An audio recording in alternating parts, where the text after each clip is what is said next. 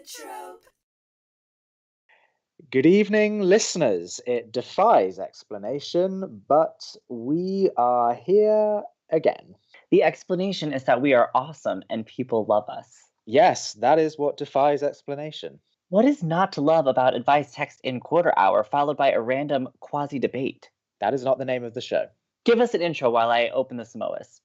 You don't have to bring Samoas to every single episode of this show. Yes, I do. 1, they make you smile. 2, I'm trying to help my next door neighbor earn one of those high-achieving cookie-selling badges or whatever.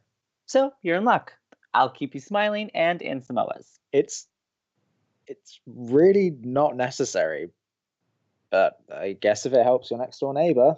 Exactly. Have a Samoa and tell our listeners what our show is called. Kaleidotrope. Kaleidotrope. That's our show. And we are Drew and... Are you sticking with Rocky, Harrison? No. I mean, it was very sexy. The listeners all agreed on that. But possibly too sexy for our show.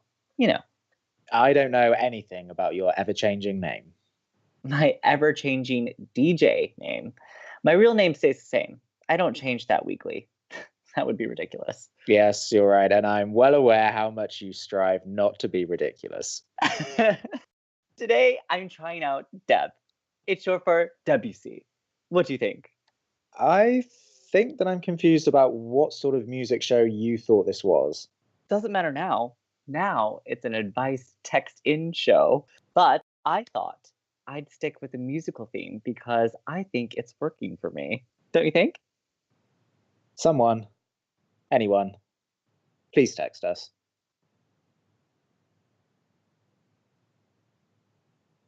Really?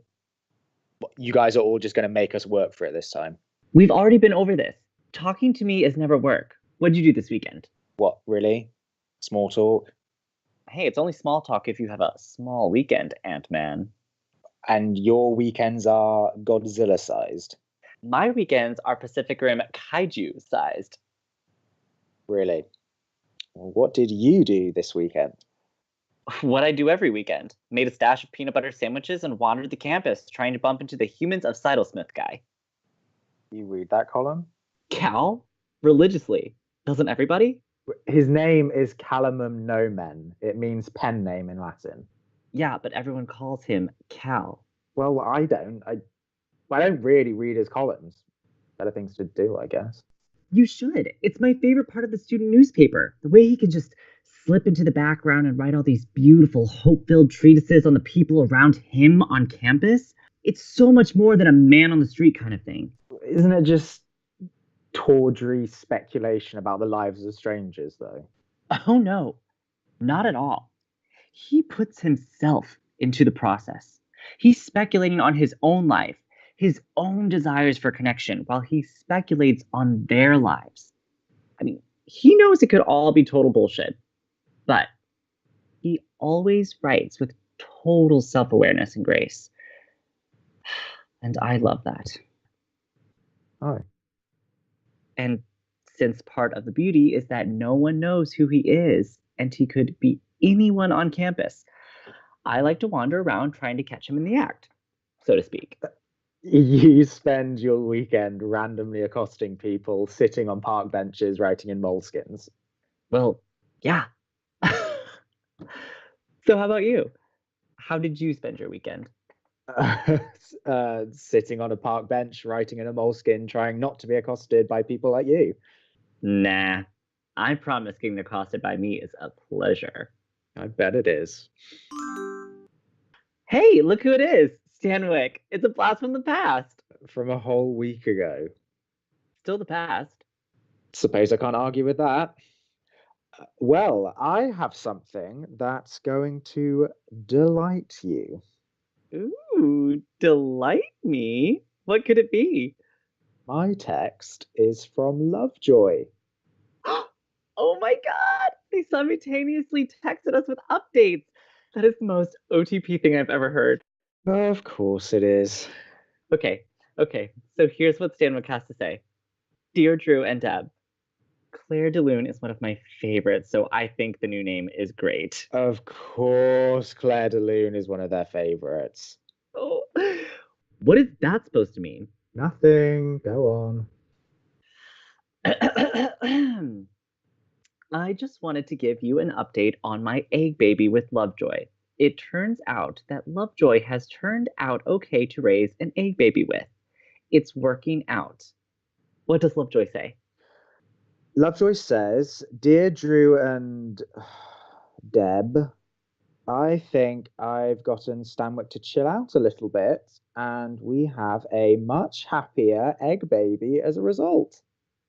Oh. Hang on, it's Lovejoy again. What does Stanwyck mean that I'm okay? Uh-oh. I don't think you're reading that with enough shock and outrage. They put 6 question marks after that okay. Oh, and now Stanwyck has responded with, I'm totally chill. I have always been chill. I resent the implication that I'm the one who needs to chill in this relationship. So it's a relationship now. Aha.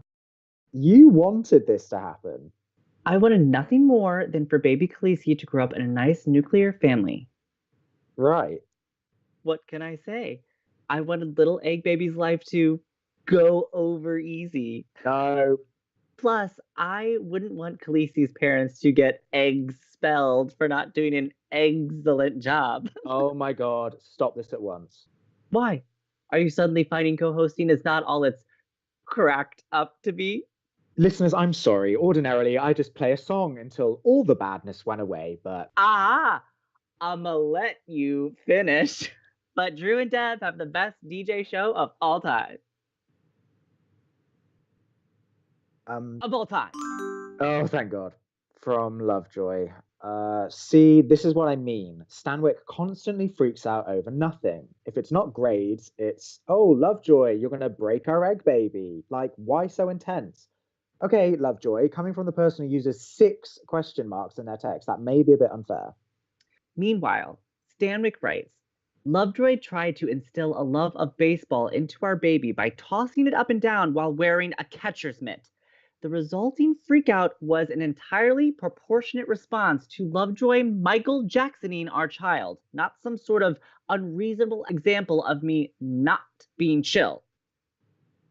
Lovejoy, is that true? That does seem a bit irresponsible. Am I the only one that remembers this is an egg?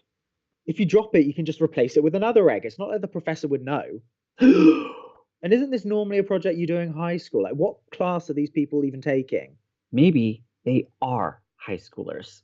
Listeners, if any of you are students at Stony Brook High, know you're welcome to text in for advice anytime.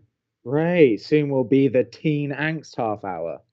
You're the one encouraging our egg baby couple to drop their baby and replace it. That's a pretty teenagery thing to do. Are you implying I'm immature? I am completely mature. Stanwyck adds, Lovejoy isn't immature, I just don't think they're taking the egg project very seriously. Lovejoy responds, it was a pointless freakout, and since I heard our egg baby humming Sweet Caroline later, I'm pretty sure we've got a fledgling Red Sox fan on our hands. Nice, see? No harm, no foul, pun intended. Okay, I'm banning all baseball references for the rest of this show. Oh, come on, you're just mad I didn't laugh at your puns. No, I'm not. I don't care if you laughed at my jokes. I'm laughing on the inside. Really? Why have Lovejoy and Stanwyck stopped texting us? Maybe they're actually talking to each other, like in real life. You mean as opposed to us enacting their entire relationship for them? Oh no, we're not acting out their relationship. No? No. How aren't we? What? How aren't we acting out a relationship right now?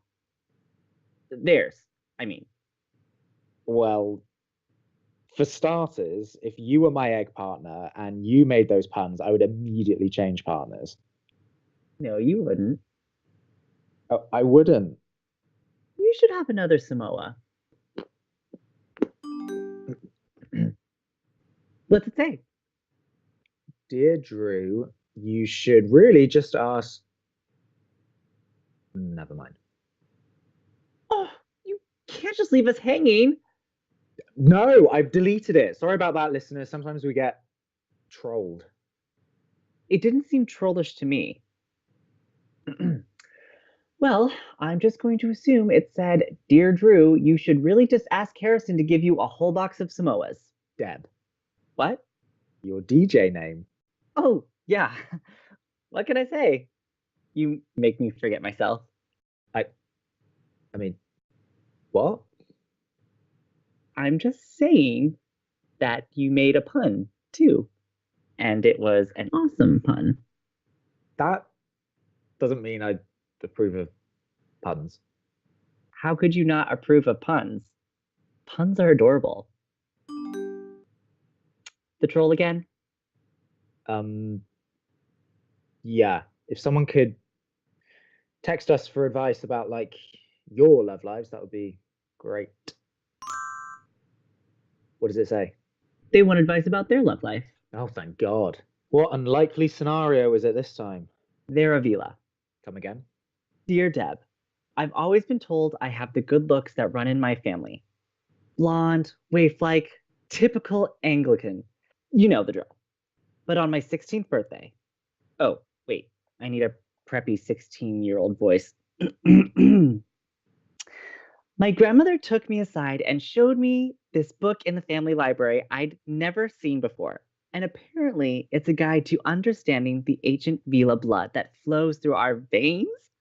At first, I thought she was doing some kind of weird role play for my birthday, but it was like suddenly, immediately apparent that she wasn't lying. My friends all started acting really weird around me. My best friend couldn't stop smelling me, which was super gross. Apparently, Vila give off weird pheromones or something. And the worst part of all is that the only person in my class who's not acting all weird about me is my worst enemy, Trisha, the head cheerleader and homecoming queen. We've been enemies ever since freshman year when we both wore the exact same pink miniskirt the first week of school. And I had to go home and change because of the stupid dress code. But she got to wear her outfit all day because her dad's on the school board. And I hate her with her perfect hair and her perfect YouTube tutorial makeup and her perfect Korean skincare regimen and her perfect life. And just, why is she the only person I can stand to be around right now? Why is she the only person not fawning over me? God, could you imagine if I could wield my epic Vila powers over her? That would be badass. But instead, I just have like a sea of horny sophomores trailing after me and her rolling her eyes at me and making my life miserable because she's suddenly not the most popular girl in school anymore. What can I do about this? I didn't even think Vila existed outside of Harry Potter, but suddenly I am one. I haven't even gotten into the part about the wings. Help! That is. Someone texted you all that? Yes, That takes commitment. they clearly really wanted our help. Well, what do you say, Drew? They thought their grandmother was role playing for their birthday? You're getting distracted. So, surprise Vila. You didn't tell me your name, so I'm just going to call you V. Hope that's okay. So, V, you should make out with Trisha and see if it activates your Vila soulmate bond. What? It's V's only play. No, I disagree. You can't just go around making out with people hoping they might happen to be your soulmate. That's usually what people do, Drew. I'm figuring out that you don't do much dating, which is a real shame. That's not. I'm saying Trisha is her enemy. Because they have the same taste in clothes. That's not a reason to be enemies. That's a reason to be soulmates. Double your wardrobe. Well, I guess that's practical. I'm just saying, for her professed enemy, V notices an awful lot about Trisha.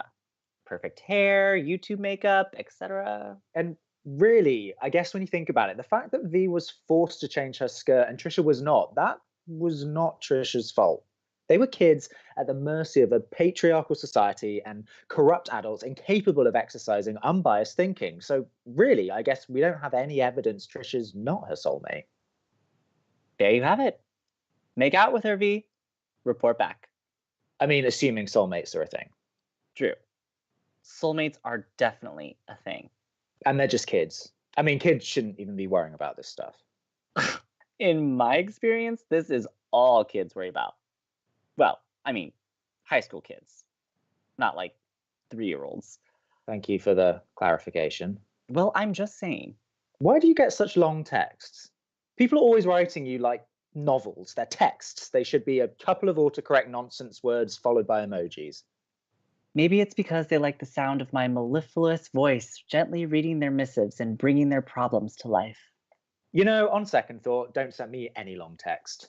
The shorter, the better. Oh, okay. This is from C, who writes... Drew? Hello, Drew?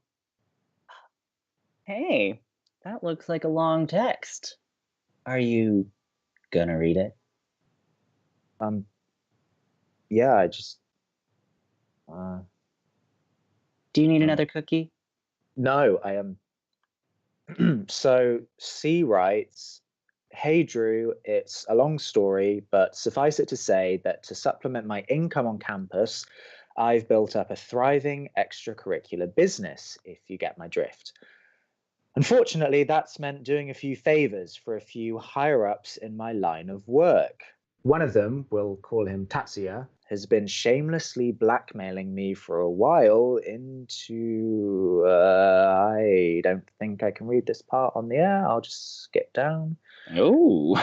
And even though I know what he's doing is illegal and immoral, like he's basically coercing me into being his Twinkie kept boy, surely that can't be part of his mafia code or whatever, but he's got these muscles and these suits and these tattoos, and I don't want to be into it, Drew, but I am so into it. What do I do? Well, I mean, I can see why he's into it. Okay. Oh my god, you're so embarrassed. Look at you. Good sex is not embarrassing. I'm not embarrassed by good sex. That's not what this is. I'm if I were reading this in a Yakuza manga or something, yes, I'd be into it. But in reality, having someone controlling your actions and forcing you to do things against your will is seriously creepy and not cool, and opens the door to a bunch more not cool tendencies you can develop toward having not cool relationships. That's true. All of that is true and very important. But also just dismissing the way you feel as creepy and not cool isn't helpful and is really judgy towards yourself. If you're drawn to this relationship, then probably some part of you likes ceding all that control to someone big and muscled and powerful. Focus. Right. My point is that it's not a bad thing to know that about yourself, if that's true. Yes, you should probably ask yourself why you're drawn to him. But even if you do legitimately like him and like some of the things he makes you do, which is totally fine, by the way, you're not dirty or wrong for enjoying the physical pleasures of sex, even if you're in a situation that makes you uncomfortable. yes, thank you for saying that. Really? Yes, but even if you're into him and into the sex, you have to see that being blackmailed into a relationship isn't sustainable. Well, maybe it could be if you... No. No? Absolutely not. At some point, it has to change. Unless you want to be fucked up forever and never quite be sure whether any of your partners are really into you or just into the power trip they get from having control over you. Oh. Also, at some point, you have to choose relationships because you want them and not hide behind the passivity of letting yourself be blackmailed and manipulated into things you pretend you like because it's easier than not. Hold on. Lots of people get caught up in manipulative relationships before they realize what's happening or because they're too scared to get out of them, and that's not their fault. None of this is C's fault. I'm just saying it's possible to be smarter. Stand up for yourself before things get too far. No, stop. Stop. It's a horrible situation to be put in, to be blackmailed by someone you love or think you love. And I'm not just talking about actual blackmail. Sometimes the people we love can hold all kinds of perceived thoughts or imbalances over us as emotional blackmail. And you not being able to recognize that in time, or being able to stand up to that, or recognize early enough that someone you trust is using your affections as a tool to manipulate you with, that's not something to blame yourself for. Do you understand? What? C. Text us to let us know if you understand. See. But what if he really wants me because he thinks he can't have me any other way? If he really thinks that, then he's being selfish and thinking only of how he can possess you and not how his actions will make you feel. Like, why he started it doesn't matter. You're right. Of course you're right. This is a very bad basis for a real relationship. Right, you should find relationships that don't involve blackmail. But also, C knows Tatsuya. And it sounds like maybe there's more to this than blackmail. Like, in this particular case, they don't necessarily have to be bad for each other. How would they possibly be good? Well, it could be, just here, in this particular case, it's possible the tone of their relationship has been one where Tatsuya doesn't think C will listen to anything but a gruff and impersonal blackmail. I totally agree that this isn't sustainable as a relationship as is. But I think C should be honest and let him know that they'd be interested in a real relationship where they're both fully consenting parties. Then it wouldn't be blackmail and manipulation and lack of agency anymore. It would be their choice together. This whole fairy tale scenario where the blackmail comes from a true love impulse is not the case. Or if it is, I'd be very, very surprised. But that's the If you say, but that's the trope, I will walk out of this show. And that would be what we call emotional blackmail. Well done. That's not what I do agree with Harrison here.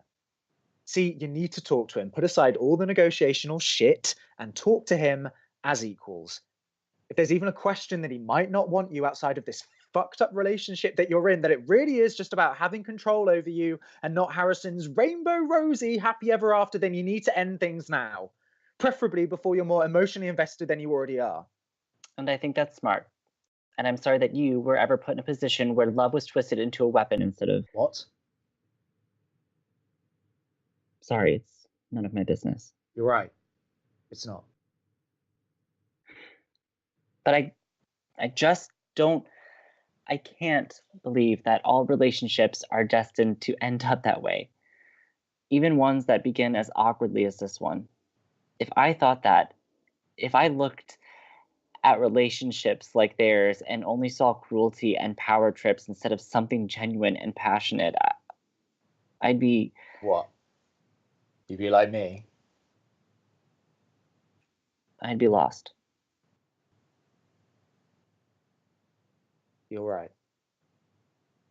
If there's as much passion between them as there seems to be, then they should just talk it out. There's no reason why they can't have a real relationship. And then see if you both find that you miss the dubcon aspect of what you have now, or any of the other parts you wanted to explore. Well, that's what roleplay's for. That's open-minded of you. Thank you. I can be open-minded. Well... But look, just because I don't think every situation automatically lends itself to positive outcomes in relationships, that doesn't mean I'm not open-minded about the various forms relationships can take, or the fact that some relationships can go very, very right.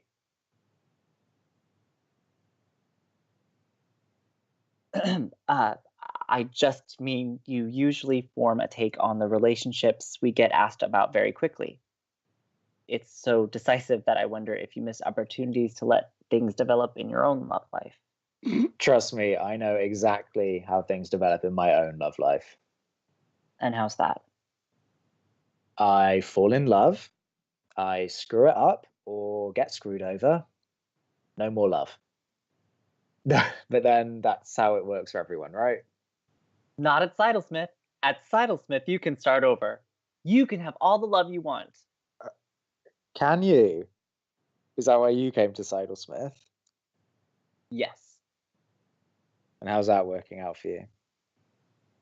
I don't know yet. The jury's still deliberating. Well, you heard it here first, everyone. Check back next week for updates on Deb/Rocky/Rav/Harrison's developing love story. Not yours? I'm just the host. No one cares about my stories. Is that really what you think? Considering I wouldn't even be here right now if it weren't for you, yeah, I think that's clear. What? This was my last shot at a permanent weekly spot. If you hadn't worked out, I was done. But people love you. They keep your number programmed into their phones. They write into you every week. No, they love us. I think that's different. It doesn't have to be. That all-you-can-eat Sidlesmith love buffet doesn't have a "we're closed" sign they put out just for you. I know you didn't come here for that. That's fine. But that doesn't mean it's not here for you anyway. There is no love buffet. And if there is, let's hope it's not cooked up by the same cafeteria staff behind the signature Sidlesmith delicacy, chicken with unidentifiable lumps and bits of string. And they do love you, our listeners. I'm just like your prism. My prism. I take the light you shine. I don't shine light. And I turn it into a million tiny rainbows for our listeners' benefit. That is oddly accurate for your role on this show, actually. What the hell? See? They love you. I think you'll find they're all text messages from our listeners explaining how much they love you. That was an impressive gamble you just took there. What if nobody texted in? Drew, it wasn't a gamble. They love you. They obviously love you. And I don't know why you're so surprised. Hal wouldn't have given you a new show if she hadn't wanted to keep around her star. Whatever. I think she just wanted to try out the comedian who wowed her at the open mic night with all his elaborate stories. What? I don't think that's true. She told me you needed someone who'd keep you on your toes because all your other co-hosts had bored you. Sorry, other co-hosts. Okay, not really. My other co-host kept threatening to quit because I was too abrasive, and she thought maybe pairing me up with somebody funnier than I was might take the edge off. I am not funnier than you. You are hilarious, and I barely ever make you laugh. That's not true. I went to open mic night, not because I'm especially funny, but because I was like, fuck it, why not? I had nothing better to do, and I thought I might meet... Well, then I met Hal, and Hal said I should meet you, and I listened to your show one night, and I thought you seemed like someone in need of Samoas, so I bring you Samoas. Well, thank you. I like your Samoas. Oh my god! What? What happened? It's a librarian! It's a... Okay. Sidlesmith Librarian says... Wait, they're literally calling themselves Sidlesmith Librarian. Yes. How do you know they're actually a librarian? You think they're pretending to be a librarian? It got your attention, didn't it? We've got some kind of librarian thing. I don't have a librarian thing. Well, I mean, not an unusual amount of librarian thing. Doesn't everyone have a little librarian thing? Librarians are hot. Are we just going to discuss sexual fantasies now, or read the text from the librarian? Don't worry, I'll just read the text. You can stop blushing now. I'm not blushing. You're blushing. Audibly. Anyway, Sidlesmith Librarian says... Does your show do on-air interviews? Because I have lots to say. Isn't this exciting? Lots to say about what? Clearly about Wendy and Lisa and the whole recall of the recall of the recall debacle. And probably about the Sidlesmith Valentine. There isn't any... Sidlesmith Librarian, we would love for you to come on our show and talk about Wendy and Lisa and also the Sidlesmith Valentine. Hang on, we don't actually do on-air interviews. Why not? Because we don't. You're a journalist. I bet you will do a kick-ass on-air interview. Well, I mean, probably, yeah. I could definitely... But that's not the point. We haven't even checked with Hal about... Hal's nodding. Interviews a go. Listeners, mark your calendars for a very exciting Sidlesmith magic discussion next week. Well, right. Librarian interview it is then. School announcements. Students are reminded not to park in the faculty parking lots. Unless you're hoping for a meet cute. No, they shouldn't be hoping for a meet cute with a professor. We have policies about that. No, I mean a meet cute with another student parking in the faculty parking lot. The thrill of the forbidden and all that. If you are using parking in the faculty parking lots to spice up your sex life, more power to you, I guess. Just remember to pay your fines on time before your car gets booted. Also, football season starts up this weekend. Go Fluffers! Right, rah, rah, rah. Anyway, with the start of football season, as everyone knows, that means the sock hop is right around the corner. So now's the time to start thinking about who you'll want to present with a rose for the rose dance. A reminder that roses can be pre-ordered through the student union. Black roses are always very popular with a certain segment of the student population and usually sell out, so take advantage of the pre-ordering if you think you're going to need to express your love in a particularly goth way. Or if you already know you have a special someone in mind, pre-ordering is a smart way to take some of the stress off. You know your rose is guaranteed. And if you don't have anyone in mind and don't even plan to attend the sock hop and just want to stay home binging Netflix, that's okay too. This concludes the Pragmatic Half Hour with Drew and Harrison. Deb. Right. Yes. Drew and Deb. See you Thursday for another thrilling round of whatever this is. It's called fun. Bye, listeners. Bye. Kaleidotrope is created by Aja and EarlGreyTea68. You can follow us on Twitter at Kaleidotrope Pod, on Tumblr at Kaleidotrope Podcast, or on our website at KaleidotropePodcast.com. Drew is played by James Evans, and Harrison is played by Matthew Menendez. If you like their work, please help us pay them by subscribing to Kaleidotrope on Patreon, or by buying us coffee at ko-fi.com. All the money we raise through these channels goes directly to our actors because we love them and hope you love them too. If you enjoy Kaleidotrope, tell a friend, or make something cool of your own to keep the story going. And if you're looking for another audio drama to check out, we'd like to recommend the Love and Luck podcast, a slice of queer romance with a touch of magic. And now stay tuned for a special excerpt from our Patreon-only audio commentaries. If you'd like to hear more, please subscribe. And thanks so much for listening. It was so good that I was like, I have nothing to say. Like, they were just nailing it. They were nailing it, and I think that part of that may have been the writing. Like, as the writing went along, it was a little less... The writing was spectacular the whole time, so come up with another explanation. Kaleidotrope.